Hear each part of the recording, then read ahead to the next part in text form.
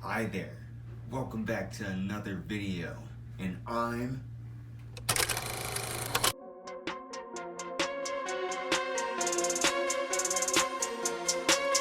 Raging. This is One Piece chapter 1058, The New Emperor, and it is a really good chapter. Let's get into it. Coming in at number 5. Sabo, finally, at the end of this chapter, we see him making a connection, a call, after the whole incident we found out of Sabo revolving the two admirals and him saving Kuma, rescuing Kuma, and officially getting Kuma back to the revolutionaries. Let's go. Sabo cooking. He's cooking this, outside of Wano, Oregon, and I'm just loving it, But it seems like he's making a call to Dragon and Koala. Koala has some dialogue saying that she might not respect Sabo, if it's true that he killed the Cobra, but as Dragon said, he has to still confirm it. And finally, seeing Kuma gives an idea of maybe what could have happened, transpired. I think Kuma saw, Sabo.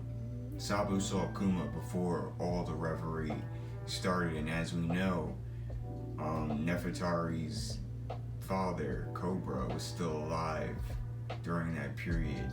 So hopefully our boy Sabo is looking good, but the Marines are tracking the boy, infiltrating the Dendemushis, and listening in on the conversation. So I don't know where this is going to lead, but it's my top 5.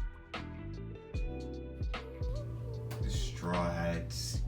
It's good to see us chilling again. We have complete Straw Hat time, which takes up so many panels this week's chapter, and I'm loving it.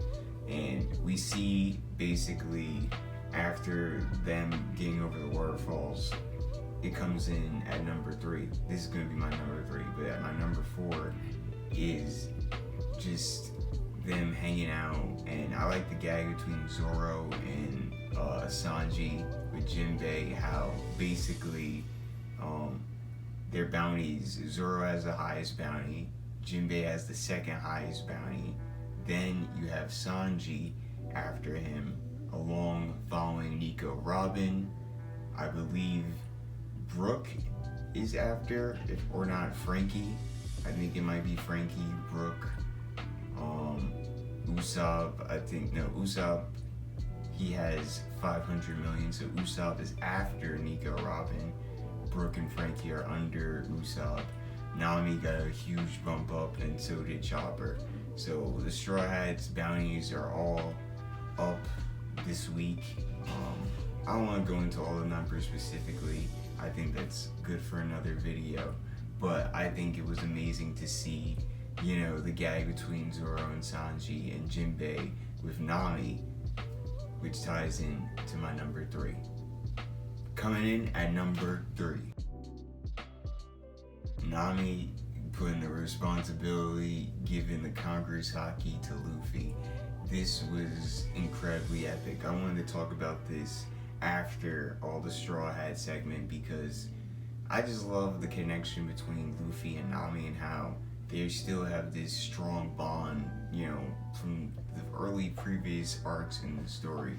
We've seen Nami and Luffy get very close, and I just love how she was still able to be the responsible figure on the ship, and be like, Luffy, this was crazy, this is insanity, why'd you just go over the falls? And she actually, beats him up and locks him in a cage. I'm just like, damn, he's the Emperor of the Sea, but in reality, he's getting beat up by Nami and fucking serving punishment on the ship for doing crazy stuff. It's unbelievably funny, and I like to see Nami be that enforcement in Luffy's life. He definitely does need it. Our boy Straw Hat. Coming in at number 2.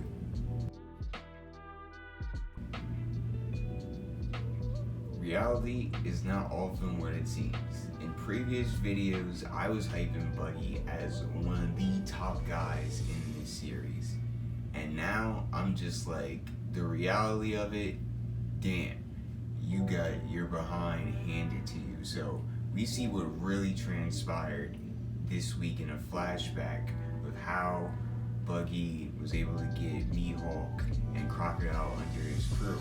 And it turns out that Crocodile, on his way after transpiring with Mihawk to join together, was coming to Buggy to claim a debt on his head. And basically, he took out the Marine ships who were already coming, to claim Buggy, the new or ex-former warlord.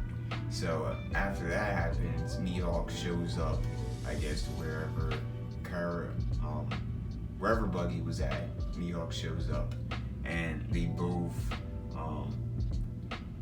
come together, and they get the boy down.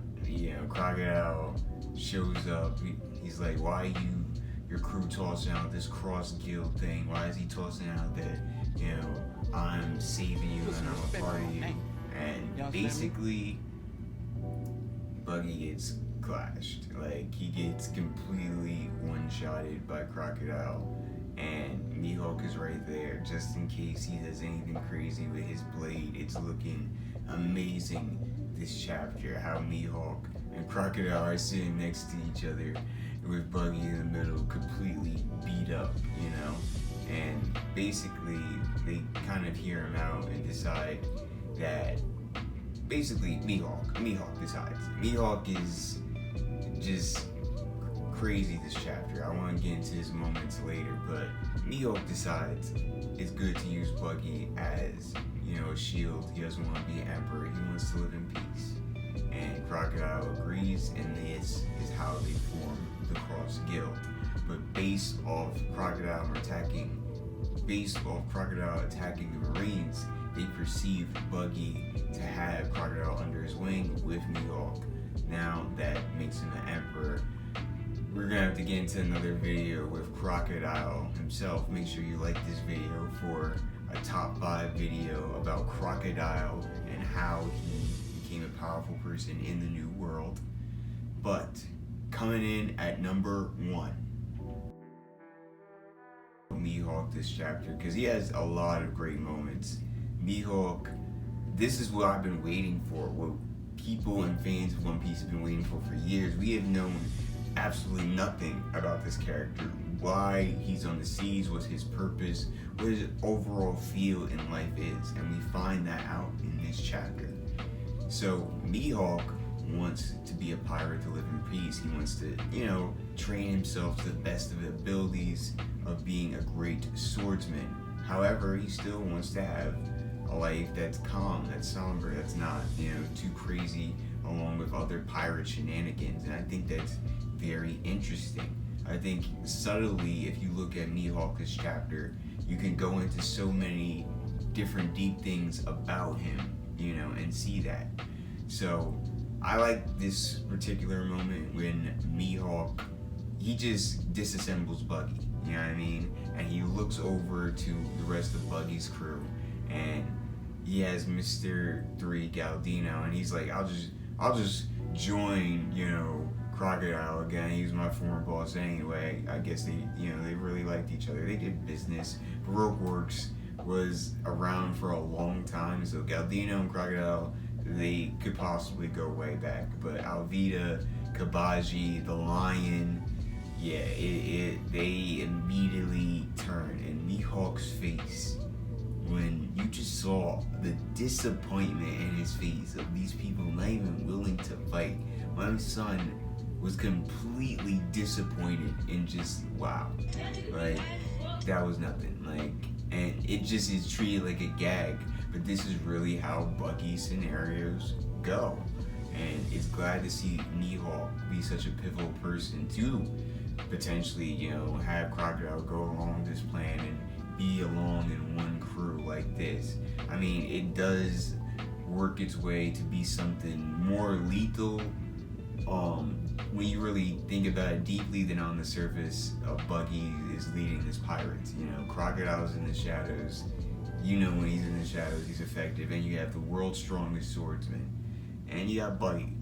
which, hey, he's a Yonko now, so he has to get his strength up or something, and he has a higher bounty than Luffy. A higher bounty than Luffy. This is a previous villain who Luffy has outclassed time and time again, and now Buggy has a higher bounty than Luffy. Interesting. 2,000 years later. Side thoughts in this chapter. I think that getting clarity on a lot of different things in this chapter really helped the Marines misconfusing Buggy's power as a real powerful threat after what they had seen with Crocodile, and Crocodile's initial bounty going from like, I believe 20 million when it was frozen to over 1 billion. Like this is crazy. I mean, he was locked up in level 6 Impel Down, but to know level 6 Impel Down people could potentially have, you know, over 1 billion bounties. The Blackbeard pirates, if they all crew members have bounties over 1 billion as a Titanic commanders, I mean, they look like a future problem in the story.